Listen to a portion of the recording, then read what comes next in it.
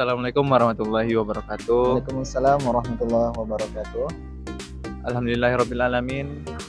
Bersyukur kepada Allah Subhanahu wa taala yang mana pada kesempatan ini kita dapat bersua dalam channel edisi, di mana hari ini kita akan membahas tentang bagaimana kondisi ketika kita seorang mahasiswa dan juga kita dituntut untuk bertanggung jawab mengurus salah satu masjid ya, atau musola.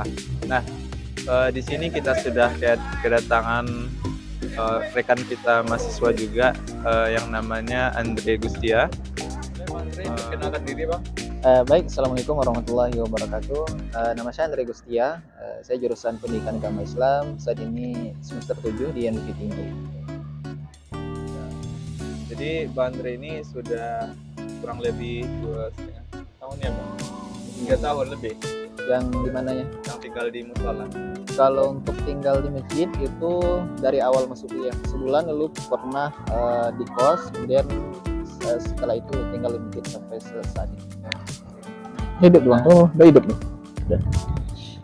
Kita mungkin sedikit akan bertanya-tanya terkait pengalaman Bang Andre tinggal di musola.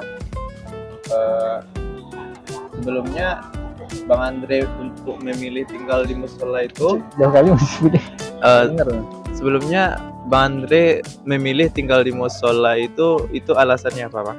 Dan kenapa tidak memilih di kos saja, mengkos saja gitu? Baik, yang pertama tentunya alasannya ketika kita tinggal di masjid tentunya pertama itu adalah menjaga diri kita. Setidaknya kata guru saya dulu, kalau kita tinggal di masjid itu setidaknya kita malu memakai celana pendek di luar. Kemudian yang kedua, dengan tinggal di masjid maka biasanya sholat kita itu lebih terjaga biasanya, karena kita tinggal di masjid kita dituntut untuk penuh dengan tanggung jawab. Kemudian yang ketiga, alasan tinggal di masjid itu adalah ingin sekalian kita untuk mengaplikasikan ilmu kita di tengah masyarakat, karena kan kalau yang namanya kita tinggal di masjid tentunya kita langsung bermasyarakat. Yang terakhir adalah ya tentunya kita sekalian untuk berdakwah, karena dakwah ini kan wajib bagi setiap manusia.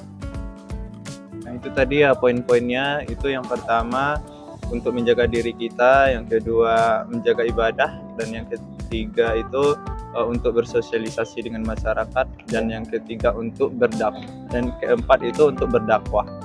Nah, kira-kira Bang, selama tinggal di musola itu apa saja yang dirasakan itu, pengalaman yang dirasakan?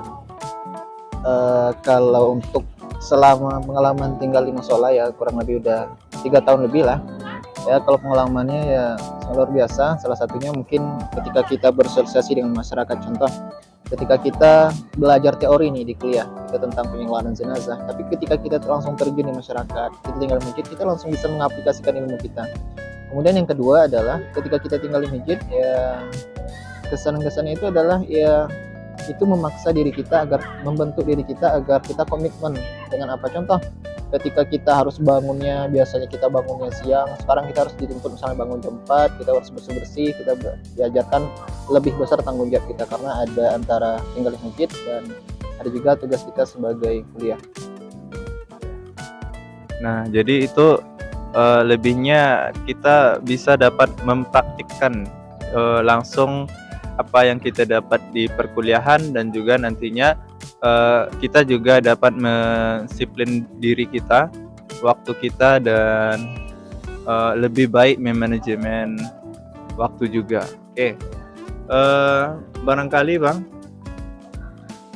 selama tinggal di musola itu tanggung jawab yang didapat, yang tanggung jawab kita sebagai seorang garim itu apa saja kira-kira?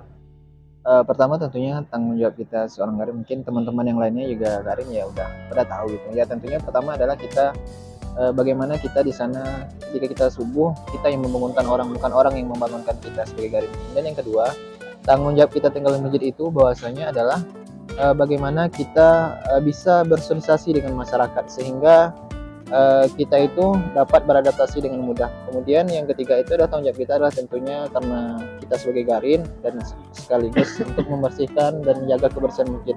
Karena salah satu untuk menjaga kenyamanan dalam sholat itu adalah kebersihannya. Makanya yang paling utama itu adalah menjaga kebersihan masjid. Kemudian membangunkan orang ketika subuh itu adalah tanggung jawab kita yang paling besar. Oke Bang. Jadi itu ya, ada beberapa tanggung jawab tadi, di mana kita yang membangunkan orang dan kita juga yang membuat kenyamanan pada orang ya. Dan juga tanggung jawab itu sendiri kita harus membarengi dengan tanggung jawab kita yang ada di perkuliahan ya. Dan jangan sampai tanggung jawab di perkuliahan tanggung jawab kita di masyarakat mengganggu tanggung jawab kita di perkuliahan, dan begitu juga sebaliknya. Dan nah mungkin terakhir Bang, kira-kira apa saja sebagai abang yang sudah berpengalaman ya, bisa dibilang dalam menjalankan tanggung jawabnya di lingkungan masyarakat, terutama sebagai Gorim dalam salah satu masjid, itu tuh apa kira-kira pesan dan kesannya kepada mahasiswa yang barangkali ingin mencoba juga tinggal di salah satu masjid atau musola, dan mungkin itu lebih kemana nanti arahnya gitu. Baik. Yang pertama tadi menyambung pertanyaan sebelumnya, bahasanya tugas kita lagi di masjid itu adalah bagaimana kita bisa menjadi contoh di tengah masyarakat. Karena kita itu dilirik selalu oleh masyarakat, karena kita kan di tempat umum, tempat ibadah. Tentunya bagaimana cara kita berbicara, bagaimana cara kita berjalan, kemudian bersikap itu dinilai oleh masyarakat. Nah, kemudian yang kedua tentunya kesannya itu ya ada plus minusnya itu ya. Kalau untuk misalnya kesan plusnya ya tentunya namanya kita berselesai dengan masyarakat, sama kita istilahnya kita naik ke rumah, itu kan ada jenjang. Tentunya kalau kita berselisih ada selisihnya gitu, ada yang terlanda, ada yang kena. Artinya apa? Kalau kita tengah masyarakat ada yang suka, ada yang enggak. Artinya apa? Banyak orang yang suka dan banyak juga orang yang enggak suka. Tapi itu dijadikan sebagai judgement agar kita lebih untuk semangat lagi, kemudian untuk menambah pengalaman kita di tengah masyarakat. Kemudian untuk pesannya ya mungkin teman-teman yang tinggal di masjid juga ya lebih luas lah pengalamannya. Pengalaman saya mungkin sedikit masih tinggal di masjid. Yang pertama adalah tentunya kita sebagai umat Islam, sebagai umat Muslim ya, kita dituntut untuk nggak hanya ustadz yang berdakwah, nggak hanya orang harus menjadi profesor untuk berdakwah, bukan hanya seorang ulama syekh yang menjadi dakwah. Kita mulai dari siapapun itu, karena kita itu diwajibkan untuk berdakwah. Salah satunya adalah melalui mendekatkan diri kita ke masjid.